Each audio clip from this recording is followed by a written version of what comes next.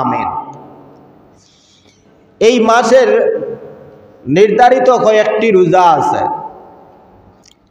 সেই রোজাগুলো নিয়ে সংক্ষিপ্ত আলোচনা করতে হবে। আমি হযরতে আলী রাদিয়াল্লাহু তাআলা আনহু সূত্রে বর্ণিত এক হাদিস আপনাদের সামনে খুতবায় পাঠ করেছি।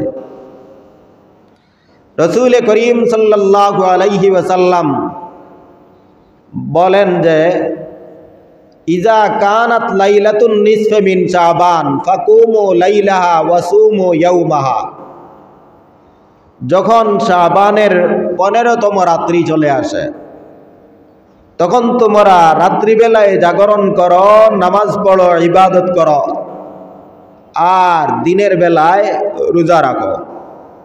দিনের বেলায় রোজা রাখো, রাত্রিবেলায় জাগরণ করো, দিনের বেলায় রোজা রাখো। এই রাত্রিবেলায় জাগরণ করার ফজিলতার মর্যাদা কি, তার বিবরণ দিতে রাসূল করিম সাল্লাল্লাহু আলাইহি ওয়াসাল্লাম বলেন ফাইন্নাল্লাহা তাআলা ইয়ানজিলু ফিহা লিগুরুবিশ শামসি ইলাস সামাঈদ দুনিয়া, কেননা ওই রাত্রে আল্লাহ পাক রব্বুল আলামিন সূর্য অস্ত যাওয়ার সাথে সাথে দুনিয়ার আসমানে, অর্থাৎ দুনিয়ার নিকটতম আসমানে আল্লাহ পাক রব্বুল আলামিন তার রহমত নিয়ে মনোনিবেশ হয়ে আল্লাহর বান্দাদের প্রতি ঘোষণা দিয়ে ডাকতে থাকেন, আলা মিন মুস্তাগফিরিন ফাআগফির আলাহ, আলা মুস্তারজিকুন ফাআরজুকা, আলা মুবতালান ফাউআফিয়া, আলা কাযা আলা কাযা হাত্তা ইয়াতলুআল ফাজর। নবীজি বলেন ওই রাত্রে রব্বুল আলামিন দুনিয়ার নিকটবর্তী আসমানে আগমন করে আল্লাহর বান্দাদেরকে উদ্দেশ্য করে ডাকতে থাকেন, আসো কি কোনো ক্ষমা প্রার্থনাকারী বান্দা, আমি তোমাকে ক্ষমা করে দিব। আসো কি কোনো রিজেক্ট প্রার্থনাকারী বান্দা, আমি তোমার রিজেক্টকে প্রশস্ত করে দিব। আসো কি কোনো বিপদগ্রস্ত বান্দা, আমি তোমার বিপদ থেকে উত্তরণ করব। আসো কি কোনো অসুস্থ বান্দা, আমি তোমাকে সুস্থতা দান করব। এইভাবে নবীজি বলেন সারা রাত্রি সূর্য ডোবার পর থেকে শুরু করে তুলুয়ে ফজর অর্থাৎ ফজরের আগ পর্যন্ত রব্বুল আলামিন দয়ার রহমত নিয়ে বান্দাদের প্রতি মনোনিবেশ করে প্রথম আসমানের মধ্যে আসিয়া ডাকতে থাকেন আর বলতে থাকেন সে কোন ধরনের প্রয়োজনের প্রার্থী, আমি আল্লাহ পাক রব্বুল আলামিন তোমার সেই প্রয়োজনকে পূর্ণ করে দিব। সুবহানাল্লাহ।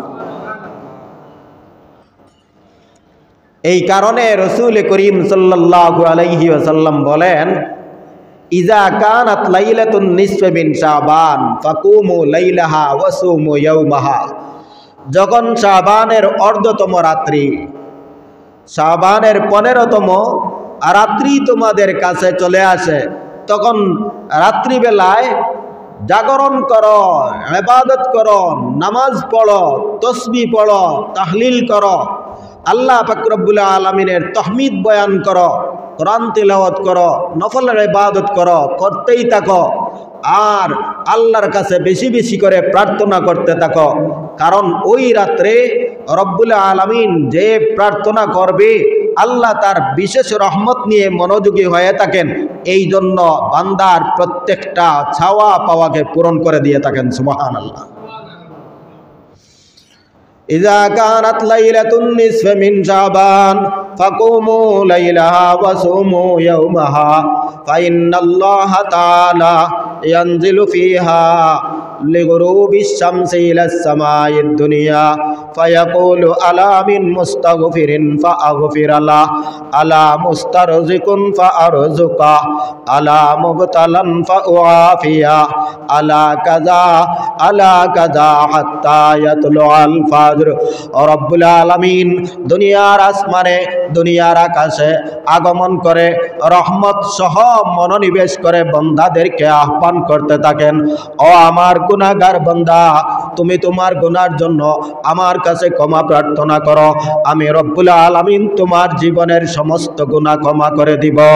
সুবহানাল্লাহ।